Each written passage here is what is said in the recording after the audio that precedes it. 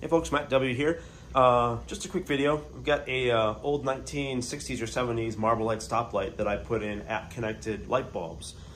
With that, I can control with Apple and I guess some other companies' automations as well. But I'm going to go through the different modes I programmed in. I won't say the shortcut word because I don't want to kick off other people's phones that watch this. But right now it's in a mode I call day stoplight. I'm going to change it to steady stoplight, which dims it down to something a little bit more comfortable for sitting at home at night. And then I'm going to go ahead and activate the stoplight.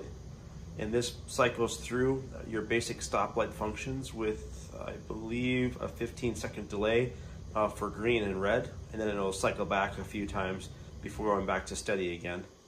So right now it's green. It's going to go ahead on the timer here and switch back to yellow and red. And it'll repeat this loop for a while here, so I'm not gonna let it do its thing. And go back to steady.